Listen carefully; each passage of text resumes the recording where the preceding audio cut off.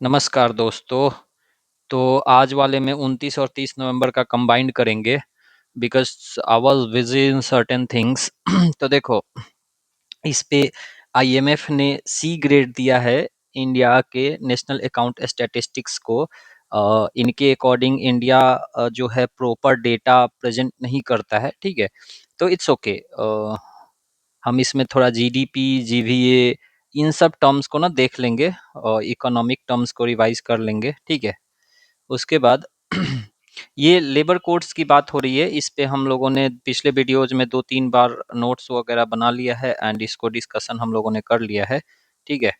तो ठीक है, मतलब ये पहला बार है जब इसमें सोशल सिक्योरिटी कोड वगैरह है जो ये गिग एंड प्लेटफॉर्म वर्कर्स को भी इंक्लूड कर रहे हैं, और ये सब चीजें हम लोगों ने बात करा है, ठीक है। तो we will be skipping this. उसके बाद देखो, ये ना इससे क्वेश्चन बनता है। I have seen few examinations. जैसे इसमें देखो, ओरामाइन ओ की बात हो रही है, ठीक है। Now they will be asking ओरामाइन ओ, व्हाट इज दिस, ठीक है। 4 options, you will be confuse. तो हम लोग ये करेंगे ना कि ऐसे ऐसे सिंथेटिक डाइज वगैरह को, या फिर फूड में जो कंटामिनेशन होता है जिस केमिकल के वजह से, उसको थोड़ा सा देख लेंगे, ठीक है। तो ये सब है, इससे डिजीज कौन सी होती है। फिर एफएसएसआई एक्ट है 2006। तो इन सब चीजों को थोड़ा सा देख लेंगे, ठीक है। उसके बाद एक सिरपुर की बात हो रही है, ठीक है। छत्तीसगढ़ का जो सिरपुर है, टेम्पल कम्प्लेक्स है बेसिकली। इसको यूनेस्को वर्ल्ड हेरिटेज साइट में डालने के लिए बात चल रही है, और ये टेंटेटिव लिस्ट में है, ठीक है।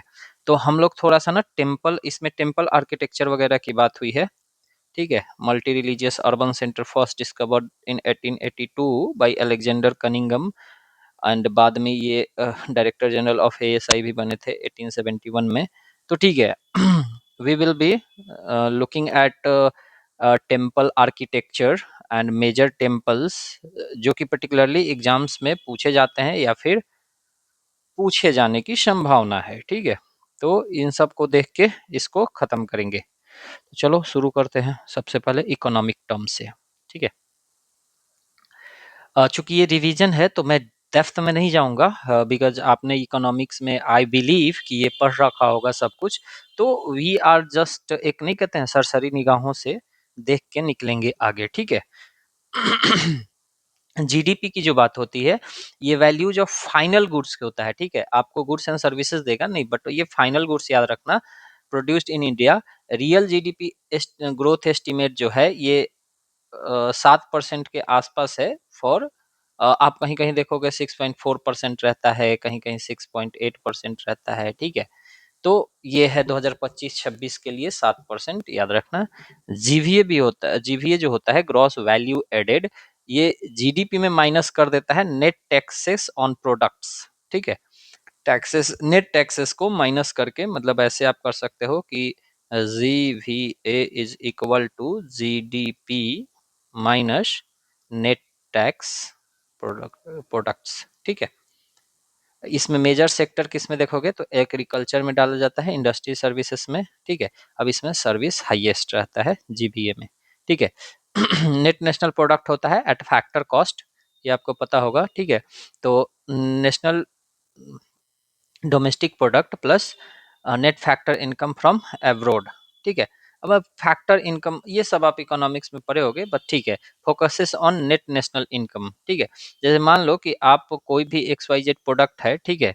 जब आप इसका एक्सपोर्ट करते हो, या फिर आपके जो टैलेंट्स हैं जो दूसरे कंट्रीज में हैं, व्हेन दे सेंड रेमिटेंसेस, ठीक है, तो उन सबको भी इसमें इंक्लूड कर लिया जाता है। या फिर कोई फॉरेन कंपनी है आपके यहाँ, वो लगाई पड़ी है, ठीक है, टैक्स भर रही है, तो वो सब चीजों को, ठीक है। एनडीपी, नेशनल डोमेस्टिक प्रोडक्ट, क्या होता है, जीडीपी में डिप्रेसिएशन को माइनस कर लिया जाता है, ठीक है। पर कैपिटा इनकम देखोगे तो नेशनल देखोगे तो प्रोजेक्टेड है एवब 2 लाख प्लस। इन्फ्लेशन जो था 25-26 में expected to stay around 4 to 5% band, और ये मॉनेटरी पॉलिसी का टारगेट भी है। हम लोग पीछे बात करे थे, एमपीसी में ±4% को रखा जाता है, ठीक है। तो मतलब ये जो रेंज होता है 2 to 6%, और ये एमपीसी इसी के लिए बनाई ही गई है, मॉनेटरी पॉलिसी कमिटी आरबीआई के अंदर, जो कि मतलब इन्फ्लेशन को इसके बीच में रखेगा, ठीक है ना। तो 2% से घटने देना है, ना तो 6% से उठने देना है। ठीक है। फिस्कल डेफिसिट भी देखोगे तो 4.5% ऑफ जीडीपी के अराउंड है। ठीक है। देखो ये सब डेटा ना आपको एलिमिनेशन में हेल्प करेगा। ठीक है, या फिर एक रफ एस्टिमेट दिमाग में रखेगा, जिस जब ऑप्शंस आएंगे ना एग्जाम्स में, तो यू विल एस्टिमेट कि अच्छा ठीक है इसके अराउंड होना चाहिए। ठीक है। सीएडी जो होता है, current account deficit, expected near 1% of GDP. अब देखो जब बजट आता है, ठीक है, या इकोनॉमिक सर्वे आता है, तो इस समय ये सब ना डिटेल में देख लिया जाता है, एकदम पॉइंट टू पॉइंट। ठीक है। तो अभी जन फरवरी में आएगा ही, तो उस समय डिटेल्ड इस पे हम लोग बात कर लेंगे, या फिर हम लोग अभी जो मंथली करंट अफेयर्स हमारा सीरीज आने वाला है, तो हम लोग उसमें ना एक स्पेशल वीडियो ही रख लेंगे कि बजट 2025 एंड इकोनॉमिक सर्वे 2024-2025 वाला। ठीक है। तो इसमें ये सब चीज़ों का एकदम पॉइंट डिटेल डिस्कस कर लेंगे। ठीक है। फिर सीएडी होता है current account deficit, expected near 1% of GDP due to the moderated imports and robust services export. IIP होता है इंडस्ट्रियल इंडेक्स प्रोडक्शन वाला, जो होता है इंडस्ट्रियल प्रोडक्शन को in mining, manufacturing and electricity में ये ट्रैक करता है। डब्ल्यूपीआई होलसेल प्राइस इंडेक्स जो होता है, major producer level pricing changes in primary articles, fuel and power and manufactured products. ठीक है। सीपीआई जो होता है वो रिटेल इंफॉर्मेशन इन्फ्लेशन को देखता है। ठीक है। इसमें याद रखना डब्ल्यूपीआई में प्रोड्यूसर लेवल प्राइस चेंजेस को देखता है, प्रोड्यूसर के बेसिस पे। ठीक है। इसमें कंज्यूमर के लेवल पे देखता है सीपीआई में। कोर इन्फ्लेशन में सीपीआई में से जब फूड एंड फ्यूल को घटा देते हैं तो इसको कोर इन्फ्लेशन कहते हैं। ठीक है। अब इसी में एक हेडलाइन इन्फ्लेशन आता है जिसमें इन दोनों को काउंट कर लेते हैं। ठीक है। फिर gross capital formation, indicator of investment activity, share rising mainly due to the infrastructure push. अभी हम लोग का इंफ्रास्ट्रक्चर सेक्टर जो है वो बढ़िया परफॉर्म कर रहा है, तो इसके वजह से ये थोड़ा सा बढ़ रहा है। ग्रॉस सेविंग रेट, वही हाउस होल्ड, कॉर्पोरेट, पब्लिक, मतलब ग्रॉस कर लो। ठीक है। सेविंग। एम्प्लॉयमेंट इंडिकेटर्स, पीएलएफएस, हम लोग कल के वीडियो में बात करे थे। Physical indicators, revenue deficit, primary deficit, ये सब जो होते हैं वो फिजिकल इंडिकेटर्स होते हैं। ठीक है। तो ठीक है, अब हम लोग थोड़ा सा सिंथेटिक डाइज वगैरह को देखते हैं, और उसमें जो टॉक्सिक सब्सटेंसेस होते हैं ना, जो फूड में पाए जाते हैं। ठीक है। देखो भारत में फूड वाला कल्चर, पर्टिकुलरली फास्ट फूड वाला कल्चर, ठीक है, बहुत ज़्यादा पीक पे है। आप कोई ऐसा मार्केट नहीं देखोगे जहां आप फास्ट फूड के स्टॉल्स नहीं देखोगे। इवन वो छोटा भी मार्केट है, इनफैक्ट मार्केट नहीं भी है ना, तो रोड किनारे लगा के लोग खड़े हो जाते हैं। ठीक है। And food is very close things to human being. ठीक है। और ये फास्ट फूड कल्चर धीरे धीरे इतना पेनिट्रेट करा है कि एवरी वन इज, मतलब every one's mouth is watering to have something from outside. ठीक है। अब इस केस में क्या उस पे कोई रेगुलेशन है क्या? ठीक है। या फिर आप कह सकते हो क्या कि वो साइंटिफिकली या फिर हाइजेनिकली करेक्ट है? नहीं। And we do not bother while having those foods. ठीक है। बट वो लॉन्ग टर्म में हेल्थ पे क्या इम्पैक्ट डाल रहा है, even we do not have a study. एक एफएसएसआई है जो कि सर्टिफिकेशन का काम करता है, बट यू विल फाइंड कि दे आर, मतलब ठीक है, not playing their role very perfectly. ठीक है। या फिर परफेक्टली क्या, नियर अबाउट। तो ठीक है। अब इसके वजह से क्या होता है ना कि फूड में जितने भी एडल्ट, जैसे आप अगर घर में कोई फूड बना रहे हो, लेट्स से कि मंचूरियन बना रहे हो, यू विल फाइंड कि अगर नेचुरल रेसिपीज वगैरह को यूज करके बनाओगे, you will not get that kind of attractive and watering colour. ठीक है। बट वही जब मार्केट में बनता है एकदम रेड, मतलब क्या दिखने लगता है। ठीक है। So what they are adding in that? Do you have any scientific study? Do you have information on that? ठीक है। सो बेसिकली इस पे ही बात चल रही है कि इसमें कुछ कुछ चीजें डाली जाती है जो कार्सिनोजेनिक है, लीवर कैंसर से जुड़ा हुआ है, डीएनए डैमेज से जुड़ा हुआ है। ठीक है। But we do not bother. तो एक ऐसे हम लोग कभी तो वो व्हाट्सएप फॉरवर्ड में पढ़े थे कि एक आयरनी हम लोग देखते हैं कि बाहर का खाना खा के या समोसा खा के, ठीक है, लोग बीमार पड़ते हैं, हॉस्पिटल जाते हैं। ठीक है। और वहां जो उनको देखने आते हैं वो अपने साथ ले आते हैं एप्पल या फिर बनाना, या मतलब कोई भी तो फ्रूट्स, हेल्दी फ्रूट्स। ठीक है। और खुद क्या खा रहे होते हैं बाहर में? वही जाके समोसा लिट्टी या फिर व्हाट्सएवर, लाइक वो बाहर का। मतलब वही सब खा के बीमार पड़े, अब उनको जो लोग देखने आ रहे हैं उनके लिए तो फ्रूट्स वगैरह ले आ रहे हैं, लेकिन खुद बाहर जाके क्या खा रहे हैं, तो सेम थिंग। तो this is happens, we do not bother, ठीक है। तो थोड़ा सा इसके साइंटिफिक डोमेन को भी देख लेते हैं, या फिर जो चीजें हैं। अब देखो ये ओरामाइन ओ जो न्यूज़पेपर आर्टिकल में दिया था, ये कार्सिनोजेनिक डाई है, बेसिकली इसे कलर्स मिलते हैं फूड में, ठीक है। ये बेसिकली येलो कलर देता है, ठीक है। अब उसी तरह रेड के लिए अलग है, ठीक है। तो जैसे ये देखो सूडान 1234 जो है ये इंडस्ट्रियल रेड डाई है, ठीक है। अब ये इंडस्ट्रियल ग्रेड का है, फूड ग्रेड का नहीं है, बट चूंकि ये चीप है, इजिली अवेलेबल है, अनरेगुलेटेड है, so everyone is selling, everyone is using, ठीक है। अब आप सोचो कि भारत में अगर एक एस्टिमेट के हिसाब से बोल रहे हैं कि फास्ट फूड अगर 100 यूनिट बिक रही है ना, तो इसमें से 60 to 70 यूनिट ना रोड के किनारे ठेला पे बिक रही है, ठीक है। और वो इतना ज्यादा है कि अनरेगुलेटेड है, no one is there to regulate that, no one is there to, वो बस वी व्हाट वी बॉदर की टेस्ट, ठीक है। और our taste bud and taste का जो मैकेनिज्म होता है that is hijacked by market forces, ठीक है। And over the period of time we live, just जाके खा लेना है। तो बट उसमें जो वो लोग वो चीजें जो यूज कर रहे हैं ना, that is giving a lot of health issues and long term health issues in fact, ठीक है। तो ओरामाइन जो है कार्सिनोजेनिक है, कार्सिनोजेनिक वर्ड जहां भी देखना तो इसका मतलब होता है कैंसर काउजिंग सब्सटेंसेस, ठीक है। ये लीवर कैंसर से जुड़ा हुआ है एंड डीएनए डैमेज से। फिर सूडान 1234, अब ये एग्जाम में आ जाएगा कि ये क्या है। तो बेसिकली ये इंडस्ट्रियल रेड डाइज है, bladder cancer and liver toxicity ये काउज करता है, ठीक है।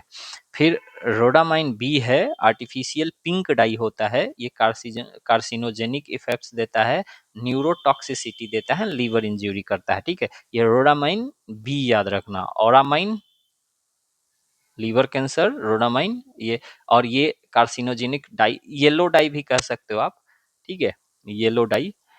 और ये रेड डाई हो गया सूडान, एंड रोडामाइन बी जो हो गया ये पिंक डाई हो गया।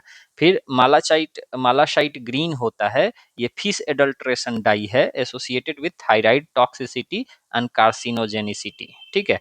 फिर मेटानिल येलो होता है, non permitted colour in sweets, causes neurotoxicity, anaemia, kidney disorders. Orange two dye है, ये टेक्सटाइल डाई होता है, ठीक है, जो कि स्नैक्स में यूज होता है, ठीक है। Link to gastric irritation and mutagenicity, ठीक है। Basic violet one, crystal violet इसको कहते हैं, ये फिश वगैरह में डालते हैं, और जेनोटॉक्सिक डैमेज ये करता है, ठीक है। फिर टार्ट्राजाइन है, ठीक है, इसके ओवर यूज से hyper activity in children and allergic reactions होते हैं। ब्रिलियंट ब्लू एफसी भी है, इसके भी ओवर यूज से गैस्ट्रोइंटेस्टिनल इरिटेशन वगैरह होते हैं। फिर इरिथ्रोशाइन रेड 3 कहते हैं, ठीक है, इसका एक्सेस यूज से thyroid tumours and behavioural changes होते हैं, ठीक है। लीड क्रोमेट होता है, जिसको कलरिंग हल्दी कहते हैं, ठीक है। ये lead poisoning and neurological damage and anaemia वगैरह करता है, ठीक है, lead chromate. Industrial carbide dye जो होता है स्वीट्स एंड स्नैक्स में यूज किया जाता है, associated with gut inflammation and long term carcinogenicity, ठीक है। अब देखो, अब आपको एक बार में ऐसा याद नहीं होगा, ठीक है, बट एक दो रहेगा ना आपके ऑप्शन में, हिंट दे देगा, एटलीस्ट आपको ये पता होगा कि ये ना मतलब डाई है या फिर फूड रिलेटेड कार्सिनेजोनिक एटम है। अब ये ओरामाइन ओ दे दिया, ऑप्शन में आपको दे रहा है कि ये एक स्ट्रेस रिलीजिंग पिल्स है, या फिर मतलब कोई डिजीज से रिलेटेड दवा है, या फिर डाई है, तो you will be at least having a certain guess कि ठीक है। तो ये इसलिए बस इसको ऐसे देख लो, याद नहीं भी होता है, इट्स ओके, ठीक है। नेक्स्ट है, अब फूड रिलेटेड कंटामिनेंट्स को देखेंगे, उसमें जो जम जम जाता है, ठीक है। जैसे अब देखो इसमें कैसे पूछता है ना कि एफ्लैटॉक्सिन, ठीक है, किससे, फंगल है, वायरल है, बैक्टीरियल है, ठीक है। So this must you know, aflatoxin जो होता है ये फंगल होता है, liver cancer and affect cereals nuts वगैरह में, मतलब ये होता है कंटामिनेशन, जिससे लीवर कैंसर होता है, ये फंगल है, ठीक है। यूरिया एडल्टरेशन मिल्क में होता है, ये kidney damage and metabolic acidosis lead करता है, ठीक है। फॉर्मालिन है जो फिश या मीट में बेसिकली ये होता है, respiratory irritation and carcinogenic effects दिखाता है, ठीक है। फिर अल्युमिनियम कंटामिनेशन जब होता है यूटेंसिल्स या पैकेजिंग पे, आप देखे होगे वैसे भी ना, आपके घर में अगर कोई पुराना एल्यूमिनियम का बर्तन है, एल्यूमिनियम, तो इसमें देखना व्हाइट व्हाइट कॉर्नर में या इधर उधर जम जाता है, ठीक है। Basically that is contamination. ये bone disorders and neurological issues cause करता है। फिर सोडियम हाइड्रोसल्फाइड होता है, ये ब्लीचिंग पाउडर वो में चीज होता है, या फिर उसके वजह से कंटामिनेशन के वजह से हो जाता है, तो ट्रिगर्स गैस्ट्रिक इरिटेशन या ब्रीदिंग प्रॉब्लम्स, ठीक है। अब देखो, इसको कंट्रोल करने से रिलेटेड कुछ कुछ इंस्टीट्यूशंस है, जैसे एफएसएसआई। ये याद रखना कि एफएसएसआई एक्ट 2006 से बना है, इसका नोडल मिनिस्ट्री जो है ministry of health and family welfare है, ठीक है। ये कॉन्स्टिट्यूशनल बॉडी नहीं है, स्टैट्यूटरी बॉडी है, ठीक है। Food safety standards, licensing and surveillance को ये रेगुलेट करता है। इसके इसमें एक चेयरपर्सन एंड एक सीईओ होते हैं, ठीक है। वही सब है, फूड सेफ्टी वगैरह वगैरह, ये ठीक है। हाँ, तो देखो इसमें कुछ स्कीम्स है, ठीक है, उसको ये एफएसएसआई कराता है, जैसे कि फूड सेफ्टी मित्रा, ठीक है। फिर राइट ईट इंडिया, फिर फास्टैग ट्रेनिंग, ठीक है, ये सब चीजें हैं। इसके पास फूड टेस्टिंग लेबोरेटरीज होती है, फिर नेशनल फूड लेबोरेटरी सिस्टम इसके है। और ये एफएसएसआई लाइसेंस एंड रजिस्ट्रेशन को इशू करता है। हम लोग कोई भी फूड का आइटम लेते हैं तो पीछे में लिखा रहता है एफएसएसएआई, और यहाँ कुछ तो कोड लिखे होते हैं एंड बार कोड दिया होता है, ठीक है। So basically that tag is given by ये, ठीक है। अरे देखो, 40 डिजिट लाइसेंस नंबर होता है, ये 40 डिजिट भी याद रख सकते हो। इसके लिए फूड सेफ्टी कमिश्नर्स होते हैं, सेंट्रल एडवाइजरी कमिटी होता है, ठीक है। तो हम लोग फूड कंटामिनेशन, उससे रिलेटेड केमिकल्स एंड उससे होने वाले डिजीज वगैरह को देख लिए। अब थोड़ा सा आ जाते हैं टेम्पल आर्किटेक्चर पे, ठीक है। और आप देखेंगे कि हर एग्जाम में एक क्वेश्चन इससे आजकल रह ही रहा है, ठीक है। तो यू कैन एक्सपेक्ट, तो थोड़ा सा इसको देख लेते हैं। देखो, over the period of time newspaper में आते रहते हैं आर्टिकल, ठीक है। तो अभी हो सकता है हम लोग टेम्पल आर्किटेक्चर को क्या पूरा एज अ टॉपिक कवर कर रहे हैं क्या, तो नहीं, we are covering some part, ठीक है। और फिर उससे रिलेटेड आर्टिकल आएगा तो we will be covering other part. समझ में आ रहा है, क्योंकि ये न्यूज एंड ट्रांजिशन में रहता है, हमेशा न्यूज में बना रहता है किसी न किसी वजह से। जैसे कि अभी राम मंदिर का उद्घाटन हुआ है, तो ये आज से नहीं, 3 साल 4 साल से मतलब है तो वैसे बहुत पुराना, लेकिन न्यूज़पेपर में हम लोग जब से वो कर रहे हैं तो ये बना हुआ है, ठीक है। तो वेरियस आर्टिकल्स आते रहते हैं और उसके बारे में वो बताते रहता है, तो we will be covering there too, ठीक है। तो देखो, टेम्पल आर्किटेक्चर में स्टाइल्स की बात होती है, ठीक है। तो नागरा है, द्रविड़ा है, वाशरा है, ठीक है। अब वैशारा एक एक लेआउट होता है जिसको पंचयटन लेआउट कहते हैं, ठीक है। इसको देखेंगे मेनली, ये दो स्टाइल है, नागरा एंड द्रविड़ा, और इन दोनों के फ्यूजन से हो जाता है वेसरा। ये आपको नागरा से नॉर्थ याद रखना, द्रविड़ा द्रविडन रीजन साउथ हो गया, और मिक्स या मिडिल में कह सकते हो वेसरा है, ठीक है। तो ये नॉर्थ इंडियन है। कर्विलीनियर शिखर होता है, ठीक है, कर्विलीनियर ऐसे टाइप का, ठीक है।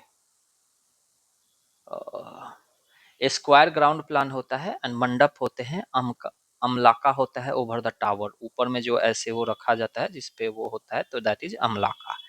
फिर द्रविड़न स्टाइल में साउथ इंडियन है, पिरामिडियल विमाना होते हैं, ठीक है। उसमें जो विमान होता है, कैसे मैं बताऊं, इस तरह के काइंड ऑफ होंगे, ठीक है,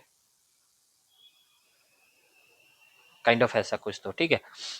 फिर गोपुरम्स होते हैं, गोपुरम्स इज बड़ा बड़ा गेट एंड प्रखारा वाल्स होते हैं एंड वाटर टैंक होता है, ठीक है। मतलब जनरली ये देखा जाता है कि यहाँ मंदिर हो गया और सामने में एक पोखर है, दैट इज पॉन्ड और वाटर टैंक। वेसरा स्टाइल में ये डेक्कन हाइब्रिड है, basically mix of Nagara shikha and Dravida vimana, developed by Chalukyas, ठीक है।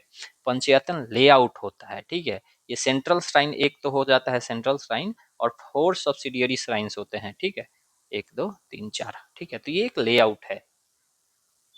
अब देखो ओरिजिन रीजन्स एंड डायनेस्टीज को देख लेते हैं। तो देखो नागरा किस में कहाँ इवॉल्व हुआ, गैंगेटिक प्लेन में हुआ और गुप्ताज के अंडर एक्सपेंड करा, गुप्ताज, प्रतिहाराज, चंदेलाज, गहदवालास वगैरह के अंदर, ठीक है। द्रविदा जो था वो तमिलनाडु रीजन में पालावाज के अंदर ओरिजिन होता है और चोला, पांड्या एंड विजयनगर इसको एक्सपेंड करे, ठीक है। वेसरा जो है डेक्कन में अंडर अर्ली चालुक्याज, बादामी जो थे इनके अंदर डेवलप हुआ एंड राष्ट्रकूटा एंड कल्याणी चालुक्य ने इसको और भी रिफाइन करा, ठीक है। ये पंचयतन जो लेआउट है ये गुप्ता पीरियड से एसोसिएटेड है and central and north India में ये दिखता है, ठीक है। अब हम लोग मेजर नागरा, मेजर द्रविदा टेम्पल्स को देख लेंगे, ठीक है, और किस डायनेस्टी से रिलेटेड है, किस रीजन से है, ठीक है। जैसे ये एक बीपीएससी 78th में ये क्वेश्चन पूछा था प्रीलिम्स में, 10 अवतारा टेम्पल कहाँ है, देवघर में, और ये गुप्ता पीरियड का है, उत्तर प्रदेश में है and that is dedicated to lord Vishnu. Lingaraja temple Bhubaneswar में है, ये सोमवंशी प्लस गंगा डायनेस्टी से जुड़ा हुआ है। Lingaraja is in Odisha and dedicated to lord Shiva, ठीक है। मुक्तेश्वर टेम्पल है भुवनेश्वर में ही, याद रखना, Lingaraj and Mukteshwar is in Bhubaneswar. ये भी सोमवंशी है, डायनेस्टी से जुड़ा हुआ है, ओडिशा एंड शिवा से डेडिकेटेड है। Konark sun temple 13th century का है। ईस्टर्न गंगा, देखो गंगा में भी ईस्टर्न, वेस्टर्न, सेंट्रल है, तो ईस्टर्न गंगा डायनेस्टी से रिलेटेड है, ओडिशा में है एंड लॉर्ड सूर्य को डेडिकेटेड है। कंदरिया महादेव खजुराहो, ये भी क्वेश्चन पूछे हुए थे, ये सारा प्रीवियस ईयर क्वेश्चन है, ठीक है। अगर मेरे पास टाइम होता तो आई विल बी शोइंग कि ये सारे कहाँ कहाँ कैसे कैसे पूछे हुए हैं, मैं दिखा दूंगा क्वेश्चन वाले सेक्शन में, ठीक है। तो ये सब पीवाईक्यू है। फिर कोणार्क सन टेम्पल तो हो गया, कंदरिया महादेव खजुराहो में है, Chandela Madhya Pradesh and lord Shiva. Vishwanath temple ये भी खजुराहो में है, Chandela Madhya Pradesh and Shiva. Sun temple Modhera Solanki से है, गुजरात एंड सूर्य। वैजनाथ टेम्पल कत्यूरी में है, Uttarakhand and that is to lord Shiva, ठीक है। तो हम लोग नागरा वाले देख लिए, अब हम लोग द्रविदा वाला देख लेते हैं। तो शोर टेम्पल महाबलीपुरम पल्लवाद से रिलेटेड है, तमिलनाडु एंड शिव विष्णु कम्प्लेक्स है ये, ठीक है। मतलब लॉर्ड शिवा लॉर्ड विष्णु दोनों को डेडिकेटेड है। कैलाशनाथ टेम्पल कांचीपुरम में जो है that is Pallava and Tamil Nadu and lord Shiva को डेडिकेटेड है, ठीक है। बृहदेश्वर टेम्पल थंजौर जो है चोला, तमिलनाडु एंड शिवा को डेडिकेटेड है। गंगाई कोंडा चोलापुरम टेम्पल जो है दिस इज इन चोला, मतलब चोला डायनेस्टी से रिलेटेड है, तमिलनाडु एंड शिवा को डेडिकेटेड है। ऐरावतस्वरा टेम्पल जो है that is in Darasuram Chola and, मतलब दारासुरम भी कहते हैं, चोला तमिलनाडु एंड शिवा, ठीक है। मीनाक्षी टेम्पल मदुरई नायका वो से जुड़ा हुआ है, तमिलनाडु। मीनाक्षी सुंदरेश्वर टेम्पल, मतलब ठीक है। रंगनाथ स्वामी टेम्पल श्रीरंगम में है, चोला नायका से रिलेटेड है किंगडम से and that is in Tamil Nadu and Vishnu, ठीक है। अब वेशरा डेक्कन टेम्पल को देखोगे तो विरूपक्षा टेम्पल पट्टादकल में है, इसको पट्टादकल भी कहते हैं एंड दैट इज चालुक्य से है, कर्नाटका एंड शिवा से रिलेटेड है। मल्लिकार्जुना टेम्पल पट्टाडकल, और ये चालुक्य एंड कर्नाटका द शिवा से रिलेटेड है, ठीक है। कैलाश टेम्पल इलोरा पता होगा, राष्ट्रकूटा महाराष्ट्र, शिवा एंड मोनोलिथिक है, एक ही पत्थर को काट के पूरा बनाया गया है। फिर होयसलेश्वरा टेम्पल है, हलेविदु भी कहते हैं, होयशाला कर्नाटका एंड शिवा। फिर चेन्नकेश्वर टेम्पल है, वेल्लूर, होयसाला कर्नाटका, विष्णु। केशवा टेम्पल है जिसको सोमनथापुरा का भी कहते हैं, होयशाला कर्नाटका एंड विष्णु। अब देखो एक दो बार रखोगे तो थोड़ा सा ओवरऑल आइडिया आ जाएगा कि ठीक है कहाँ है, किन से रिलेटेड है, because they are asking question and we have to be prepared for that. तो ठीक है, एक बार में नहीं याद होता है, ये पीडीएफ टेलीग्राम वाले में मिल जाएगा @एग्जाम अफेयर्स दोस्त आप डालोगे, या फिर इसमें लिंक भी आपको डिस्क्रिप्शन में मिल जाएगा। So you will be getting this PDF और इसको आप रिवाइज कर लोगे तो आ जाएगा, ठीक है। फिर है पैन इंडिया फीचर्स फीचर्स हम देखते हैं थोड़ा सा कि कौन कौन से। तो देखो होयसाला के जितने भी टेम्पल्स थे या इनफैक्ट हैं, तो that is star shaped plan है उसका, लेथे टर्न पिलर है, ठीक है, एंड शोप स्टोन का जनरली ये बना होता है। ओडिशा में कालिंगा बेसिकली नागरा स्टाइल में है, तो रेखा द्यूल, पिधा द्यूल एंड जगमोहन, मतलब बेसिकली वो मंदिर होता है सेंट्रल सेंक्टोरम जो होता है, ठीक है, तो सामने में एक स्पेस टाइप का होता है यज्ञ वग कराने के लिए, ठीक है, दैट इज बेसिकली जगमोहन। तो वो ओडिशा से रिलेटेड है। सोलंकी स्टाइल स्टेपवेल्स होते हैं, जैसे रानी की वाव आप देखे होगे, इंटीरियर तोराना होते हैं, ठीक है। तो बेसिकली वो नीचे की तरफ बनाए हुए हैं वो, ठीक है, मतलब उल्टा टेम्पल है मोरोवर। पल्लवाज आर्किटेक्चर में रॉक कट है, बेसिकली स्ट्रक्चरल ट्रांजेक्शन इसमें दिखता है। चोला आर्किटेक्चर मैसिव विमाना होते हैं इसमें, एंड ब्रोंज आइकन्स होते हैं, ठीक है। अब इम्पॉर्टेंट एंशियंट टेम्पल्स देखोगे जो कि बेसिकली रिसेंट में न्यूज में है, तो that is Martand sun temple, Konark dynasty का है, कश्मीर और सूर्य को डेडिकेटेड है। अमृतेश्वर टेम्पल शैलहारा महाराष्ट्र एंड शिवा को है। जगन्नाथ टेम्पल पुरी गंगा ओडिशा, जगन्नाथ या विष्णवा को डेडिकेटेड, ठीक है। दिलवारा जैन टेम्पल्स माउंट आबू, अभी ना ये बहुत न्यूज में था एक दो साल पहले, all because of certain policy changes. तो ठीक है, सोलंकी राजस्थान जैन तीर्थंकराज को डेडिकेटेड है। कृति स्तंभ या टावर ऑफ फेम चित्तौड़ागढ़ में है, जैन राजस्थान से रिलेटेड है। बतेश्वर हिंदू टेम्पल मोरिना गुर्जरा प्रतिहारा क्लस्टर है, मध्य प्रदेश में है, ठीक है। अब देखो कुछ कुछ वर्ल्ड हेरिटेज हैं, यूनेस्को वर्ल्ड हेरिटेज, कुछ मतलब किन्हीं किन्हीं को मिल चुका है, कुछ कुछ एस्पायर कर रहे हैं, ठीक है। तो महाबलीपुरम ग्रुप ऑफ मॉन्यूमेंट जो है पल्लवाज को डेडिकेटेड है, एंड ये यूनेस्को वर्ल्ड हेरिटेज साइट है। खजुराहो ग्रुप ऑफ मॉन्यूमेंट्स ये चंदेला को डेडिकेटेड है, and this is also UNESCO world heritage site. Pattadakal group of monuments Chalukya UNESCO. Hoysala sacred ensembles ये बेलूर हलेविदु सोमंथपुरा इसको कहते हैं, न्यूली इंस्क्राइब्ड इन इसको, ये 2023 में हुआ था। ग्रेट लिविंग चोला टेम्पल्स ये भी थंजावुर गंगाईकोंडा चोलापुरम दारुशुरम ये भी अभी डाला जा चुका है, ठीक है, पिछले साल ही आई थिंक 2024 में डाला गया था। अब ये जो न्यूज़पेपर में था ना कि छत्तीसगढ़ वाला जो सिरपुर है, ठीक है, हेरिटेज कॉम्प्लेक्स, इसको देख लेते हैं, क्योंकि ठीक है ये न्यूज में है तो इसको तो देखना बनता है। Sirpur located on banks of Mahanadi, ठीक है, महानदी वहां से नजदीक है, बैंक पे है इनफैक्ट। ये डिस्ट्रिक्ट महासमुंद डिस्ट्रिक्ट पड़ता है छत्तीसगढ़ में। ये 6 से 10 सेंचुरी के बीच में फ्लरिश करा, ये बना था अराउंड 5th सेंचुरी के आसपास, ठीक है। पैट्रोनेज जो है शराबपुरिया, फिर पंडुवंशी एंड सोमवंशी रूलर ने इसको पैट्रोनेज दिया था, ठीक है। अब इसमें कुछ कुछ मॉन्यूमेंट्स है, जैसे लक्ष्मणा टेम्पल, ठीक है, don't confuse to anyone, this is dedicated to lord Vishnu, ठीक है। ब्रिक टेम्पल है, एंड पंचियटन फीचर्स है इसमें, ठीक है। फिर गंदेश्वर टेम्पल है, शिवा टेम्पल मिक्स्ड आइकोनोग्राफी है। फिर सुरंग टीला है उधर, मल्टी श्राइन टेम्पल प्लेटफॉर्म है। फिर आनंद प्रभु कुति विहार है, ठीक है, ये बुद्धिस्ट मोनेस्ट्री है। तो आपको एक चीज दिख रहा होगा कि शेरपुर जो है ये क्या है, शिवा वैष्णवा बुद्धिस्ट, ये सिंक्रेटिक कॉम्प्लेक्स है, मतलब किसी एक को डेडिकेटेड नहीं है, but it is to multiple. अब ये क्यों होता है, तो जब मेजर जब इसके जो पैट्रोनेज होते हैं वो अपने अपने बिलीफ के साथ भी करते हैं, एंड थोड़ा सा क्या कह सकते हो रिलीजियस वननेस को इंश्योर करने के लिए वगैरह, ठीक है। यूनेस्को स्टेटस अभी टेंटेटिव लिस्ट में है, ठीक है। देखो इधर कुछ कुछ आर्कियोलॉजिकल फाइंडिंग्स भी मिले हैं। देखो 5th सेंचुरी का है, तो of course this is ancient one.